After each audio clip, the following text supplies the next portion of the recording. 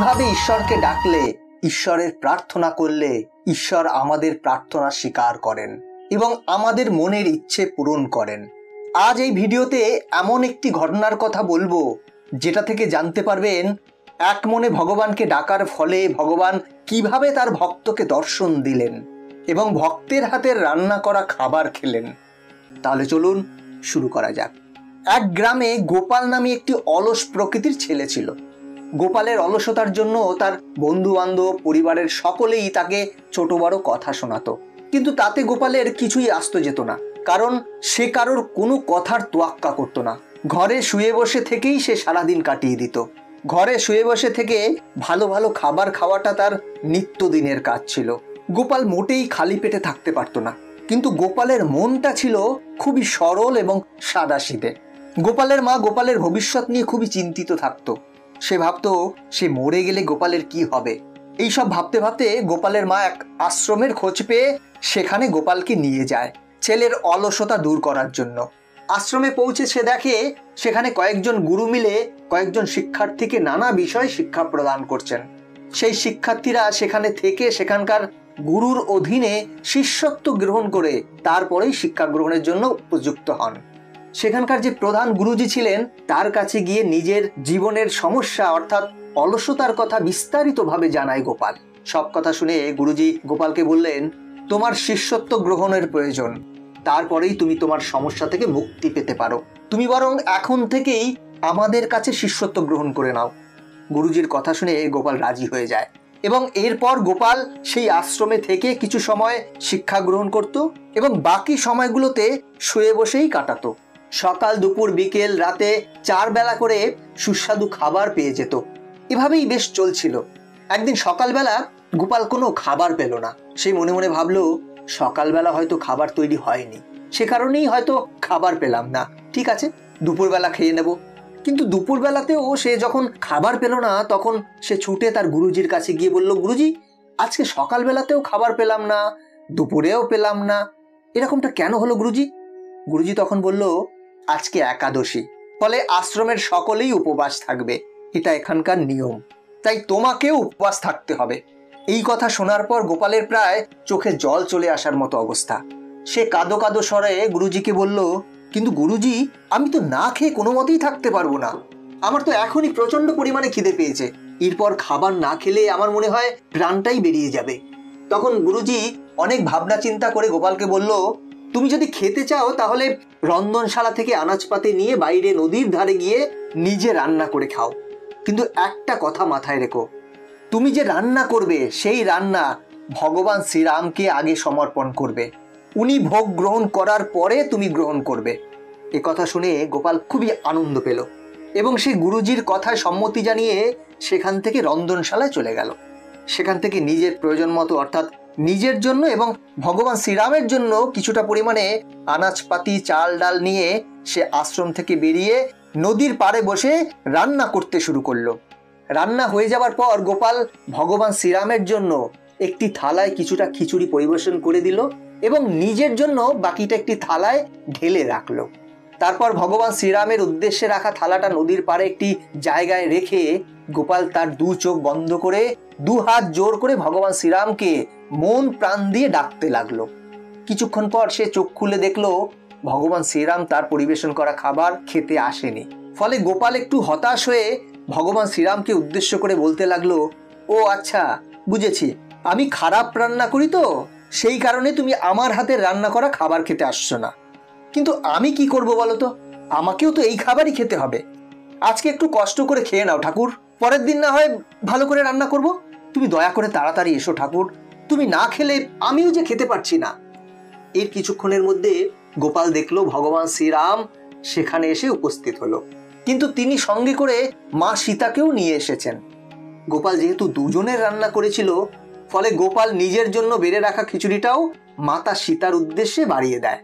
ভগবান শ্রীরাম এবং মাতা সীতা খুব তৃপ্তি করে সমস্ত খিচুড়িটা খেয়ে সেখান থেকে অদৃশ্য হয়ে যায়। গোপালের আর সেদিন কিছুই খাওয়া হলো না। এর পরের দিন থেকে আবারও প্রতিদিনকার মতো আশ্রমে সে পেট ভরে 4 বেলা করে খাবার খেত। এরপর আবার যখন একাদশী আসলো তখন গোপাল গুরুজির কাছে অনুমতি নিয়ে কিছু বেশি পরিমাণে আনাজপাতি নিয়ে নদীর ধারে চলে গেল। এবারে সে 3 জনের জন্য খিচুড়ি রান্না করলো, নিজের জন্য, ভগবান শ্রীরামের জন্য এবং মাতা সীতার জন্য। কারণ প্রথম দিন ভগবান শ্রীরাম মা সীতাকে সঙ্গে করে নিয়ে এসেছিলেন। আজকে আবারও সে নদীর ধারে খাবার পরিবেশন করে রেখে চোখ বন্ধ করে নিষ্ঠা ভরে ভগবান শ্রীরামকে ও মাতা সীতাকে ডাকতে লাগলো। বেশ কিছুক্ষণ পরে চোখ খুলে দেখলো আজকে ভগবান শ্রীরাম সাথে করে মা সীতাকে আর ভাই ভরত, শত্রুঘ্ন এবং হনুমানজিকেও নিয়ে এসেছেন। আজকেও গোপাল ভীষণ বিপদে পড়ে গেল, কারণ আজকে সে মাত্র 3 জনের জন্য খাবার তৈরি করেছিল।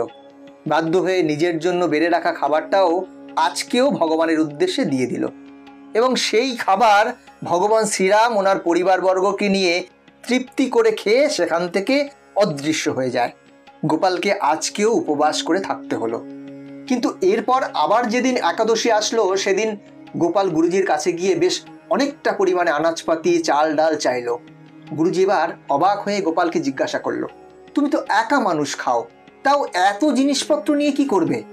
গোপাল তখন সাদাসিধে মনে গুরুজিকে বলল, গুরুজি আপনিই তো বলেছেন প্রতিদিন ভগবান শ্রীরামকে খাবার পরিবেশন করে তারপর নিজে গ্রহণ করতে। আমি তো সেটাই করি, কিন্তু প্রথম দিন থেকেই দেখছি ভগবান শ্রীরাম নিজের সঙ্গে করে কাউকে না কাউকে নিয়ে আসছেন। শেষের দিন তো পুরো পরিবারকে নিয়ে চলে এসেছিলেন। সেই কারণে আজকে আমি একটু বেশি করে আনাজপাতি, চাল ডাল নিয়ে যাচ্ছি, দয়া করে আমাকে অনুমতি দিন। এই কথা শুনে গুরুজি মনে মনে ভাবলো, এই ছেলেটি কি পাগল হয়ে গেছে, নাকি এখান থেকে সমস্ত কিছু নিয়ে গিয়ে অন্যত্র বিক্রি করে দিচ্ছে? যে করে হোক আজকে দেখতে হবে ব্যাপারটা আসলে কি। গুরুজি এসব ভাবনা চিন্তা করে গোপালকে অনুমতি দিয়ে দিলেন। গুরুজির কাছে অনুমতি পেয়ে সমস্ত জিনিসপত্র নিয়ে এসে আবারও নদীর পাড়ে চলে গেল। তারপর সেগুলোকে সঙ্গে করে নিয়ে চুপচাপ বসে রইল। রান্না না করে নিজে চোখ বন্ধ করে 2 হাত জোর করে আকাশের দিকে চেয়ে বলতে লাগলো, প্রভু প্রতিদিন তুমি কাউকে না কাউকে সঙ্গে করে নিয়ে আসো। প্রভু তোমার খাবার জোগাড় করতে গিয়ে আমাকেই উপবাস করে থাকতে হচ্ছে। আজকে আমি বেশি করে জিনিসপত্র নিয়ে এসেছি, তোমরা যতজন আসবে দয়া করে রান্না করে নেবে। এই বলে সে হাত জোর করে প্রার্থনা করতে লাগলো। গুরুজি তখন একটি গাছের আড়াল থেকে লুকিয়ে লুকিয়ে সমস্ত বিষয়টা দেখছিলেন। তিনি গোপালের কার্যকলাপ দেখে ধরেই নিয়েছিলেন যে সে হয়তো পাগল হয়ে গেছে।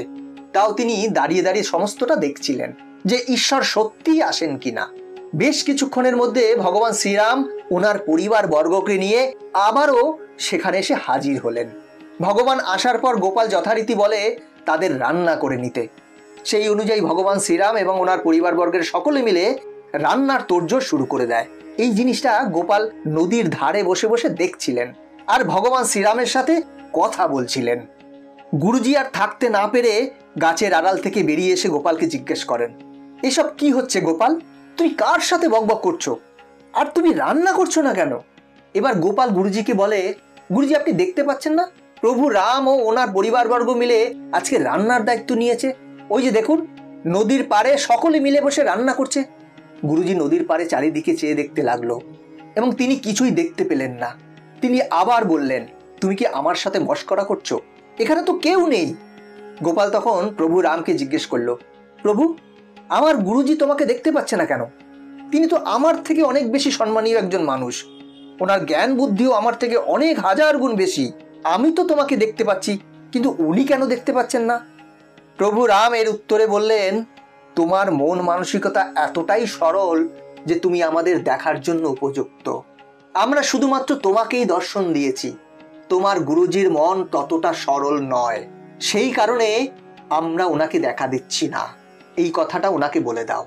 প্রভু শ্রীরামের কথাবার্তাগুলো গোপাল হুবহু তার সামনে দাঁড়িয়ে থাকা গুরুজিকে বলা মাত্রই গুরুজি হাত জোর করে মাটিতে হাঁটু গেড়ে বসে পড়লেন এবং কেঁদে কেঁদে প্রভু শ্রীরামকে উদ্দেশ্য করে বললেন, প্রভু আমার দ্বারা যদি কোনো ভুল হয়ে থাকে তাহলে আমাকে ক্ষমা করে দেবেন। আমি সত্যিই আমার মন মানসিকতাকে ততটা সরল করতে পারিনি এই গোপালের মতন।